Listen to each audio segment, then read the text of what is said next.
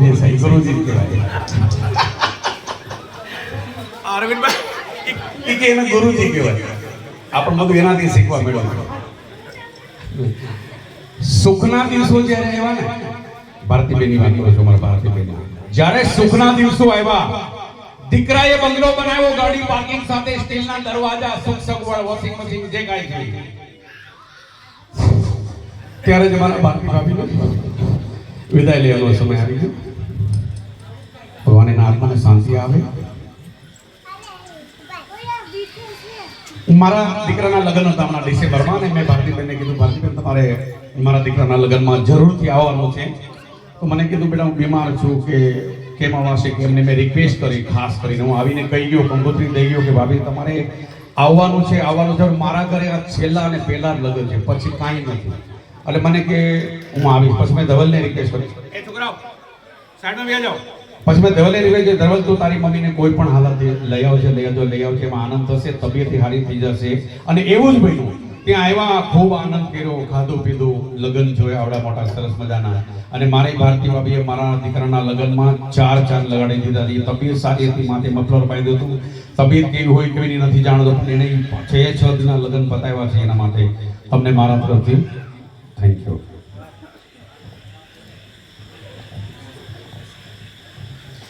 હું 1 મહિના પહેલા અહીંયા ધવલના ઘરે ખબર કાઢવા આવ્યો હતો મારા ભાભીની.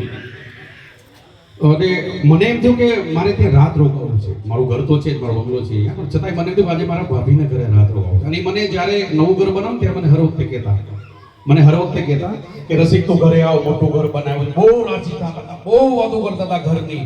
બહુ સરસ છે, 5 રૂમ છે, તને સગવડ મળશે, પંખો હુવા બહુ આજે કાંઈ ના આવ, તું આવ ને આવ, ઘરે આવ. તો એના શબ્દો ઉપરથી મને તો મને જવું જ પડે. છતાંય હું એના ઘરે રાત રોકાણો કે મારા ભાભીને ઘરે રાત રોકાવો છે. અને બહુ વાતો કરી અમે. અને હું નસીબદાર છું કે એને મહિના પહેલા મળી ગયો. વાતો ચીતું જે કાંઈ દુઃખ સુખ દુઃખની વાતો કરી અમે. માથા ઉપર હાથ ફેરવો, મારો હાથ પકડી રાખો, હાથ મેં કે નહીં, મને કીધું એક રાત હજી રોકાઈ જાય, કીધું નહીં ભાભી જવું પડશે. ત્યારે અમે પછી સૂઈ ગયા 11-12 વાગે. પછી અમે લોકો 10-10:30 ઉઠ્યા, હું અને જયેશ મારી સાથે હતો. અને ત્યારે મેં ઉઠી અને સીધો ભાભીના રૂમમાં ગયો. ત્યારે મેં ત્યાં નિમિષા વહુને જોયા. મેં ત્યાં એના સાસુને ભીનું પોતું ગરમ કરીને એનું શરીર લૂંટાતા. અદ્ભુત નજારો હતો એ. અને આ કળિયુગની અંદર જો આવી બાઈ આવું કામ કરતી હોય તો એને સલ્યુટ છે મારા તરફથી. થેન્ક યુ, ધન્યવાદ. કે આવું તો જોવા મળતું નથી. સાફ કર્યું અને પ્લસ બીજું એના કાંખમાં છોકરો, હાથમાં કપડા, વોશિંગ મશીનમાં નાખવા, ભાખરી બનાવી મારા માટે નાસ્તો કરાવો. તો મને દયા આવી ગઈ. એ નીચે વોશિંગ મશીનમાં ધોતા, છોકરો કાંખમાં જે કાંઈ હોય. પછી હું ચૂપચાપ ઉપર જઈ ચા ગરમ કર્યો, ભાખરી લીધી, અથાણો લીધો, મેં ખાઈ લીધું. તો ઉપર આવી મને કે બેટા, મને ભાઈ મને કે કેવું જોઈએ. તો એમાં શું કહેવાનું, ભાખરી લેવી હતી ને ચા જ ગરમ કરો, આવું મને આવડે છે. મારી ઘરવાળી મારી પાસે રોજ મને ચા બનાવડાવે, એટલે બધું મને આવડી ગયું છે.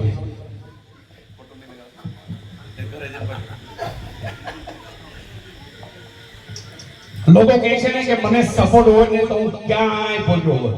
મને કોઈનો સપોર્ટ નથી. તો સચિન તેંડુલકર અને અમિતાભ બચ્ચનના દીકરાને કેવડો મોટો સપોર્ટ હતો. કેમ આગળ ના વધ્યા? એ તો કે નામમાં આવતા જ નથી.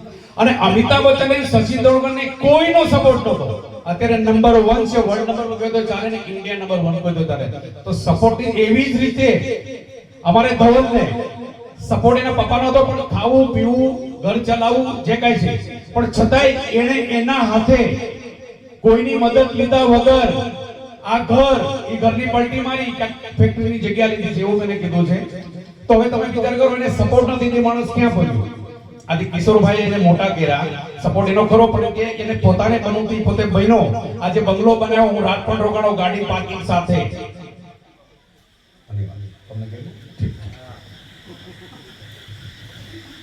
લે હજી હાથ ફેરો, વાહ હાથ ફેરો છે, ફેરો.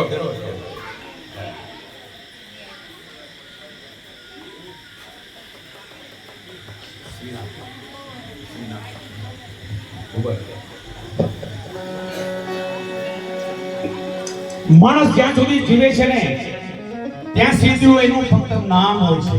માણસ ફક્ત જીવતો હોય ને ત્યાં સુધી એનું નામ છે. જ્યારે એનો જીવ વયો જાય છે ને તો એમ થોડું કેવું છે, રાજભાઈ કાઢી ગયા, મગનભાઈ લઈ ગયા, મગનભાઈ હોસ્પિટલ બોડી આવી ગઈ, મરદું લઈ ગયા, કયા સમસાને લઈ ગયા, પોસ્ટમોર્ટમ થઈ ગયું, મરદું લઈ ગયું, એનું નામ તરત જ ભૂલી જાય છે. એટલે માણસ જીવે છે ને ત્યાં સુધી એનું નામ છે. જીવન અને મરણ આપણા હાથમાં નથી, પણ એની વચ્ચેનો લાંબો સમય છે, લાંબો સમય છે. ધન્યવાદ. એમાં તો આપણે કાંઈ કરી શકીએ ને, એમાં તો આપણે સારા કર્મો, સારો જીવી શકીએ, એટલું બધું તો કુદરતે આપ્યું છે ને. શ્રીનાથજી, શ્રીનાથજી, શ્રીનાથજી, શ્રીનાથજી, શ્રીનાથજી, શ્રીનાથજી, શ્રીનાથજી. મને પ્યારો લાગે, ઓ મને પ્યારો લાગે, મને પ્યારો લાગે, મને પ્યારો લાગે શ્રીજી તારો નામ. શ્રીના ચરણોમાં, શ્રીના ચરણોમાં. શ્રીનાથજી,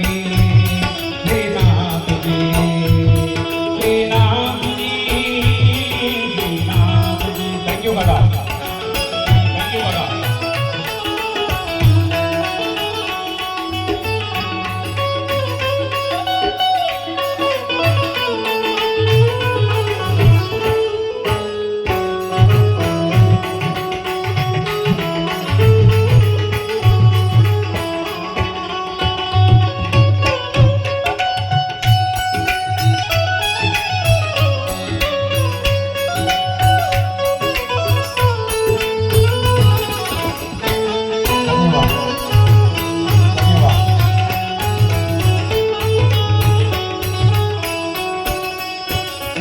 ભૂલી છોડે દીધા, ભૂલી છોડે દીધા, કે ભૂલી છોડે દીધા, ભૂલી છોડે દીધા સગળા કામ. તમ મંગલ શ્રીના ચરણોમાં, તમ મંગલ શ્રીના ચરણોમાં.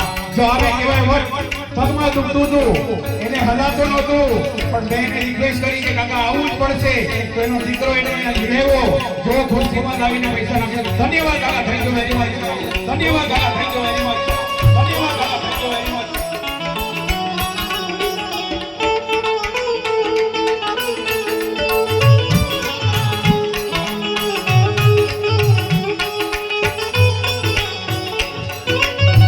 ધન્યવાદ, ધન્યવાદ, ધન્યવાદ. આ મારી માં છે, એ પણ જો મારા ઉપર માં પૈસાનો વરસાદ કરે છે. શું જોઈએ આનાથી વિશેષ? લક્ષ્મીજી ઘંટીઓની મારા ઉપર વરસે છે. Thank you. ઘંટીઓની મારા ઉપર વરસે છે. Thank you.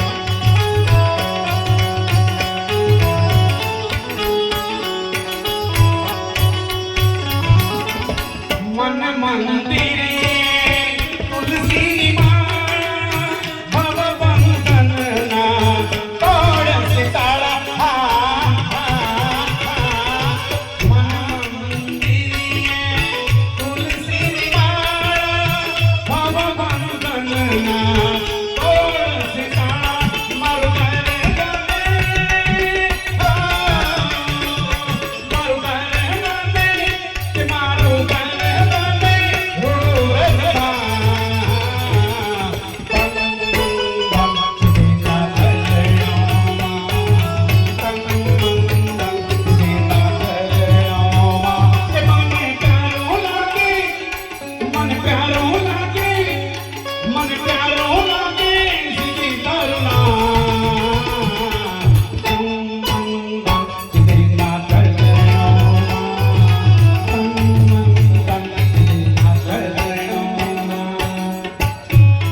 સગુણા અને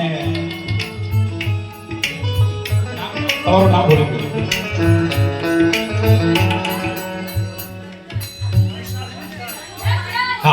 સોરી બોલાય સગુણા અને રંજન ને લગભગ આ પ્રોગ્રામમાં હોય આપણા કુટુંબમાં ફેમિલીમાં, પણ આ ભજન આવે એટલે એનું બેયનું માથું હલતું જ હોય છે. મેં બહુ નોટ કર્યું છે. Thank you.